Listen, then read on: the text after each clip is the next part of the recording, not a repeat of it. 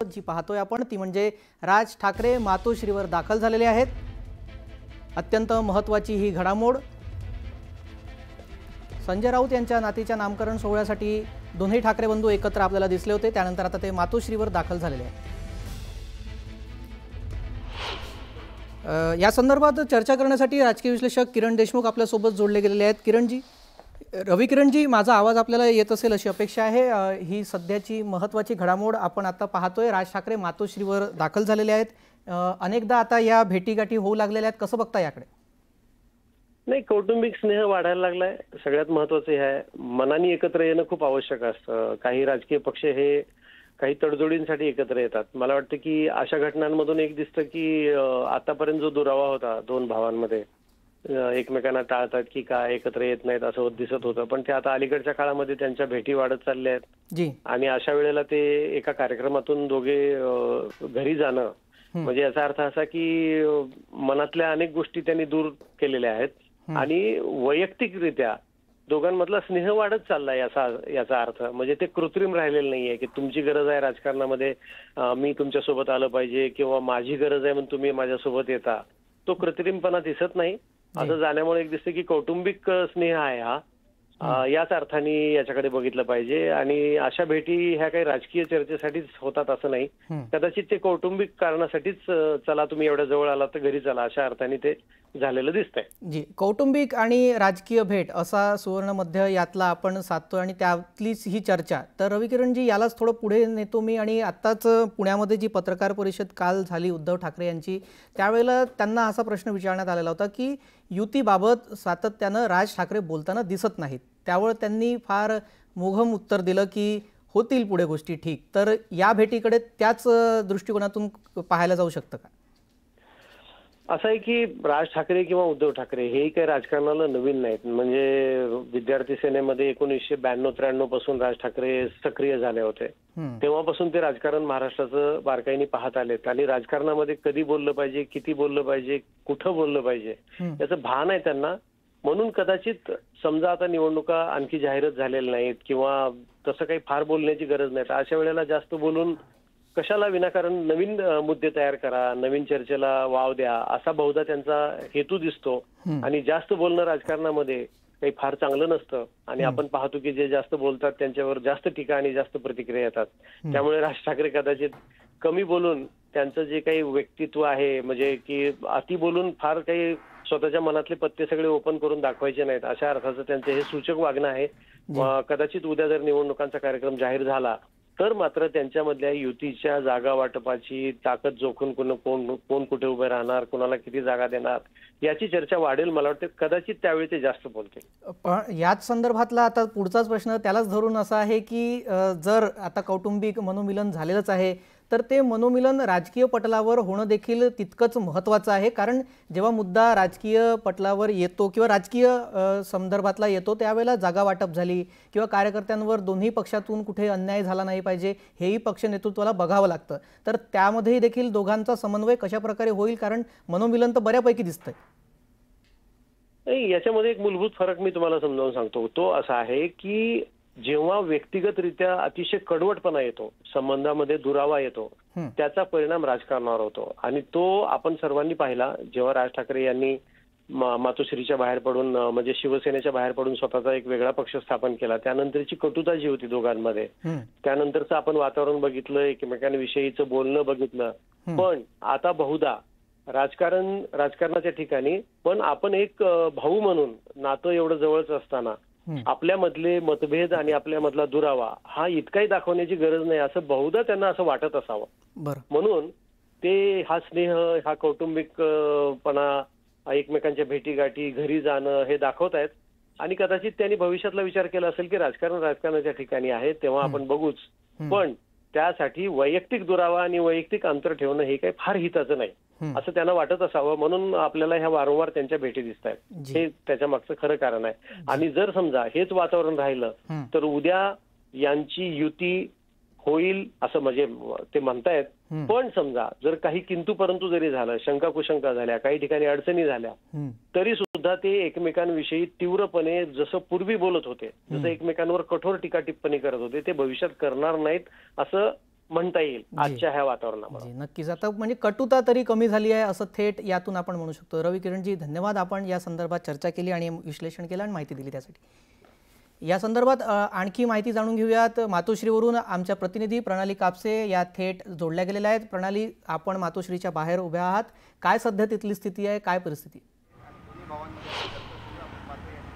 आत्ताच काही मिनिटांपूर्वी मनसे अध्यक्ष राज ठाकरे हे उद्धव ठाकरे यांच्या निवासस्थानी पोहोचलेले आहेत. खरं तर काही मिनिटांपूर्वीच या दोघांची संजय राऊत यांच्या नातवाच्या नामकरण विधी किंवा नामकरण सोहळ्याला बांद्रा परिसरामधल्या MCA इथल्या क्लबवर जिथं हा कार्यक्रम आयोजित करण्यात आला होता तिथं भेट झाली आणि सहकुटुंब भेट झाली. कारण त्यावेळेला शर्मिला ठाकरे, रश्मी ठाकरे यासुद्धा उपस्थित होत्या.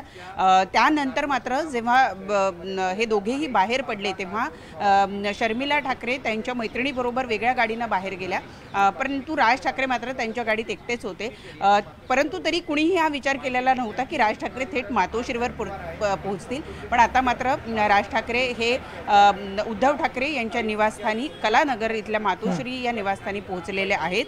आपण जर गेल्या काही दिवसातल्या घडामोडी बघितल्या तर ही पाचवी गेल्या 3 महिन्यामध्ये ही पाचवी, खरं तर 6वी भेट आपल्याला म्हणायला हरकत नाही. 6वी मी यासाठी म्हणते कारण 5वी भेट ही आता थोड्या वेळापूर्वी MCA इथं झालेली जी भेट आहे तिला मी 5वी भेट असं म्हणते आणि म्हणून आत्ता थेट जर राज ठाकरे हे मातोश्रीवर पोहोचले असतील तर ही 6वी भेट आपल्याला म्हणावी लागेल. आणि त्यामुळे आत्ता आपण पाहतो आहोत की या ठिकाणी राज ठाकरे पोहोचलेले आहेत. आज खरं तर रविवारचा दिवस आहे, त्यामुळे आज 3 वाजून गेलेले आहेत, 3 वाजलेले आहेत जवळपास. आणि त्यामुळं आता दुपारची वेळ आहे तर चहा पाणी होतं की थेट जेवण होतं हे बघणं महत्त्वाचं ठरणार आहे. खरं तर राज ठाकरे हे खवय्ये आहेत आणि त्यामुळं त्यांचा जेवणाचा तर बेत नाही ना, हे सुद्धा इथं बघावं लागेल. काही दिवसांमध्ये आपण जर राजकीय मुद्द्यांवर बोलायचं झालं कशा प्रकारे आता राज ठाकरे यांचा पाहुणचार त्यांचे बंधू उद्धव ठाकरे करतात त्या संदर्भातली अपडेट आपण घेऊ. मात्र यशवंत किल्लेदार मनसे नेता आपल्या सोबत त्या संदर्भात चर्चा करण्यासाठी जोडले गेलेले आहेत. यशवंतजी, ही भेट अचानक सरप्राईज व्हिजिट राज ठाकरे यांनी मातोश्री या निवासस्थानी दिलेला आहे, कसं बघता याकडे? तुमच्याकडूनच समजलंय. एक राऊत साहेबांच्या कौटुंबिक कार्यक्रमात ते एकत्र होते. त्यानंतर जर उद्धवजींनी त्यांना सांगितलं असेल तर निमंत्रण दिलं असेल घरी येत तर ते गेले असावेत. कारण तो एक बंधू दुसऱ्या बंधूला बोलवतो त्याप्रमाणे ते गेले असावेत. म्हणजे त्याला काही प्रत्येक वेळेला राजकीय अर्थ लावायची आवश्यकता नाहीये खरं तर. नाही, पण अशा प्रकारे अचानक सरप्राईज जो त्यांचा कार्यक्रम नव्हता ते सध्या तिथेच फक्त संजय राऊतांच्या नातीच्या नामकरण सोहळ्यासाठीच म्हणूनच मी म्हटलं 2 बंधू आहेत ते. 2 बंधूंना कुठल्याही कार्यक्रमाची आणि कुठल्या शेड्यूलची गरज आहे असं मला वाटत नाही. 2 बंधू आहेत ते. वाटलं जवळपास असतील, घराच्या जवळ चल घरी ये म्हणाले असतील म्हणून गेले असतील. हा, पण सातत्यानं या कौटुंबिक भेटीगाठी आता ज्या वाढतायत त्यामुळे आता 2 बंधूंमधली कटुता जी आहे ती कमी झाली. 2 बंधू आणि 2 बंधूंची कुटुंब एकत्र येत असतील आपल्या महाराष्ट्राच्या संस्कृतीप्रमाणे ही चांगली गोष्ट आहे ना, स्वागतार्ह गोष्ट आहे. जी, धन्यवाद यशवंतजी, आपण या संदर्भात जी प्रतिक्रिया दिली त्यासाठी. आपण पाहतोय मातोश्रीवर राज ठाकरे दाखल झालेले आहेत. थोड्याच वेळापूर्वी ते दाखल झालेत.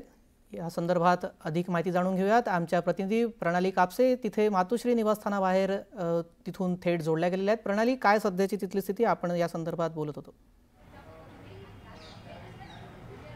ही भेट साधारणतः सुरू होऊन आता एक 10-15 मिनिटं झाले असं म्हणायला हरकत नाही आहे. गेल्या काही कालावधीतल्या आपण जरी आता यशवंत किल्लेदार असतील किंवा इतर मंडळी म्हणत असतील की ही कौटुंबिक भेट आहे, परंतु कुटुंबातूनच राजकारण आणि राजकारणातूनच कुटुंब असा हा संपूर्ण प्रवास जो आहे मनसे आणि शिवसेना यांचा राहिलेला आहे. कौटुंबिक वादविवादातूनच राज ठाकरे बाहेर पडले, त्यानंतर त्यांनी स्वतंत्र पक्ष स्थापन केला.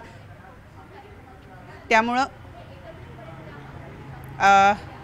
जी माहिती मिळते त्यानुसार सुधीर मुनगंटीवार आपल्या बरोबर आहे, आपण त्यांच्याकडून जाणून घेऊया. मुनगंटीवार साहेब, आता ही भेट जी आहे आज कौटुंबिक भेट जी आहे होताना दिसते. राज ठाकरे थेट उद्धव ठाकरे यांना भेटण्यासाठी त्यांच्या मातोश्री या निवासस्थानी गेलेले आहे. म्हणजे कौटुंबिक भेटीगाठी समजू शकतो, परंतु त्यातून जर नवीन राजकीय समीकरणं निर्माण झाली तर त्याचा भाजपला फटका बसेल का, किंवा भाजपला येत्या स्थानिक स्वराज्य संस्थांच्या निवडणुकीत तापदायक ठरू शकेल का? असं आहे, ते दोघे एकत्र आले तरी काहीही परिणाम होत नाही. हे बेस्ट कामगारांच्या निवडणुकीमध्ये सर्वांच्या लक्षात आलं. आपण कारण नसताना हा फुगा फुगवतो आहे. कोणीही एकत्र आल्याने मत एकत्रित येत नाही. हे इंडी अलायन्सच्या वेळी आपण बघितलं की 36 पेक्षा जास्त पक्ष एकत्र आले. पण 36 पेक्षा जास्त पक्ष एकत्र येऊन सुद्धा काँग्रेस मागच्या 15 वर्षात जेवढ्या जागा काँग्रेसने एकत्रित जिंकल्या त्यापेक्षा जास्त या निवडणुकीमध्ये भारतीय जनता पार्टी जिंकू शकली. प्रश्न कोण एकत्र येतो यावर नसून जनता तुमच्यासोबत एकत्र यायला तयार आहे का? जनतेचे प्रश्न सोडवण्यासाठी तुम्ही पुढाकार घेतला आहे का? फक्त माननीय मोदीजींवर टीका करणे म्हणजे जनतेचे प्रश्न सुटणे असा अर्थ होतो का? आणि ते दोन सख्खे चुलत भाऊ आहे, दोन सख्खे मावस भाऊ आहे, त्यांनी एकत्र यायला कोणाचा आक्षेप असण्याचं कारण नाही. हा, एवढं खरं आहे की आम्ही एखादी बैठक आयोजित करून भारतीय जनता पार्टीच्या वतीने दोन भावांना एकत्र कधीच करू शकणार नाही. तो दोन भावाचा प्रश्न आहे की त्यांनी एकत्र यावं की येऊ नये. महाराष्ट्राच्या सामान्य जनतेला या पूर परिस्थितीमध्ये ते दोन भाऊ एकत्र आले, त्यांनी काय नाश्ता केला, काय अल्पोपहार केला, काय चर्चा केली याच्याशी काही देणं घेणं नाही आहे. त्यांना आता शेतकऱ्यांच्या आयुष्यामध्ये या पाण्याने जे काही शेतात वाहून गेलं आहे त्या संदर्भातल्या भूमिकेबद्दल, त्या संदर्भामध्ये काही नेते एकत्र येत असतील, काही ठोस काही मार्गदर्शन करत असतील, काही चांगल्या पद्धतीच्या सूचना करत असतील तर त्यांना ते आवडेल.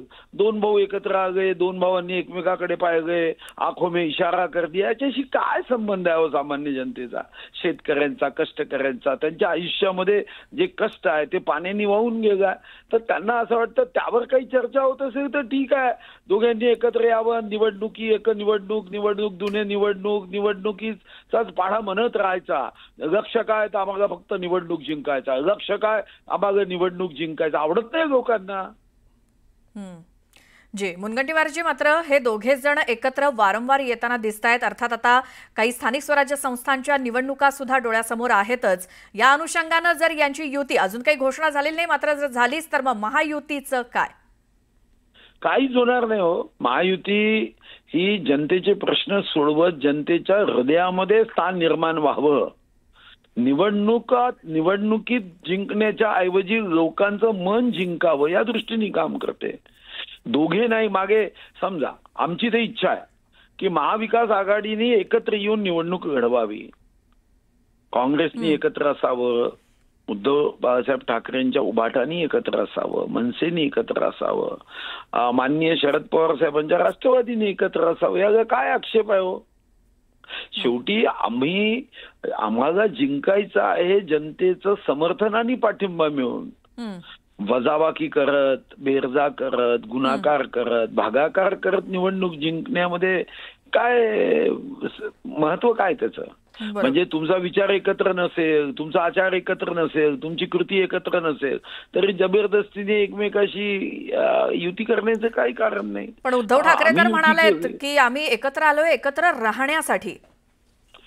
अरे एकत्र राहण्यासाठी एकाच कुटुंबात तुम्हाला जन्म दिला आहे पण तरी तुम्ही एकत्र राहत नाही. देवानी तर तुम्हाला एकाच कुटुंबात पाठवलं एकत्र राहण्यासाठी. तुम्ही देवाचंही ऐकायला तयार नाही. स्वर्गीय हिंदू हृदय सम्राट बाळासाहेब ठाकरेंचंही तुम्ही ऐकायला तयार नाही. तर मग आता काय करणार आहे? बरं, हे झालं कौटुंबिक पातळीवरचं. मात्र राजकीय पातळीवरती हे दोघे जण एकत्र आलेत. या संदर्भात खरं तर उद्धव ठाकरेंनी वक्तव्य केलं असावं. त्यामुळे कौटुंबिक आयुष्य या दोघा भावांचं वेगळं म्हणावं लागेल आणि राजकीय वेगळं. कौटुंबिक आयुष्य आणि राजकीय आयुष्य हे स्वर्गीय हिंदू हृदय सम्राट बाळासाहेब ठाकरेंना कधीच अपेक्षित नव्हतं दोन भावांनी अलग व्हावं. असं कसं म्हणता तुम्ही? कौटुंबिक आयुष्य अलग आहे आणि राजकीय आयुष्य अलग आहे. स्वर्गीय बाळासाहेब ठाकरेंचा जो काही विचार आहे तो त्यांना नेहमी वाटायचं बाळासाहेबांना की दोघांनी एकत्र यावं. तसा प्रयत्नही झाला. बरं, मग जर कौटुंबिक आयुष्य आणि राजकीय आयुष्य एकच असेल तर मग राज ठाकरे काही वर्षांपूर्वी बाहेर का पडले होते? हा देखील प्रश्न आहे. मग नाही, हा प्रश्न त्यांना विचारावा लागेल. हा प्रश्न माझ्याशी किंवा आमच्या पक्षाशी संबंधित नाही. हा, आमची इच्छा आहे त्यांनी खरंच एकत्र यावं, याबद्दल आमचं दुमत नाही. फक्त आमच्या लक्ष्मण रेषा, आम्ही थोडी काही बैठक आयोजित करू शकतो. त्यांनी एकत्र यावं. वर्षभर मागे मी नवरात्रीत शुभकामना दिल्या होत्या. कमीत कमी दीपावलीच्या निमित्ताने एकत्र येऊन घोषणा करावी, काही अडचण नाही. बरं, सुधीर मुनगंटीवारजी, तुम्हाला विनंती करते की तुम्ही फोन लाईनवरती असेच राहा. सचिन अहिर सुद्धा आपल्या सोबत आहेत. सचिन अहिरजी, मुनगंटीवारांचं म्हणणं आहे दोन्ही भावांनी एकत्र यावं, एकत्र राहावं, मात्र ज्या निवडणुका किंवा एकत्र लढणार, काय होणार, त्यांनी काही फरक पडत नाही महायुतीला, असं त्यांचं म्हणणं आहे. तुम्हाला काय वाटतं यावर?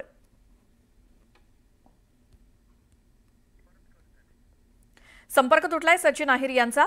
शिवसेना उद्धव बाळासाहेब ठाकरे पक्षाचे नेते आपल्यासोबत फोन लाईनवरती होते आणि त्यासोबत भाजपचे नेते सुधीर मुनगंटीवार सुद्धा आपल्यासोबत होते. तर राज ठाकरे हे मातोश्रीवरती गेले दुसऱ्यांदा खरं तर, आणि 2.5 तास उद्धव ठाकरे आणि राज ठाकरे यांच्यामध्ये चर्चा झाली. सुधीर मुनगंटीवार भाजपचे नेते आपल्यासोबत आहेतच. तर निमित्त होतं राऊतांच्या कार्यक्रमाचं, मात्र हे दोघे भाऊ पुन्हा एकदा महाराष्ट्रानं एकत्र आलेले आणि तेही तब्बल 2.5 तास चर्चा या दोन्ही भावांमध्ये झाली. वारंवार उद्धव ठाकरे ज्या वेळेला पत्रकारांशी बोलत असतात, माध्यमांशी बोलत असतात, त्यावेळेला आम्ही दोघे भाऊ एकत्र येण्यासंदर्भात, आम्ही दोघं एकत्र आलोय ते एकत्र राहण्यासाठी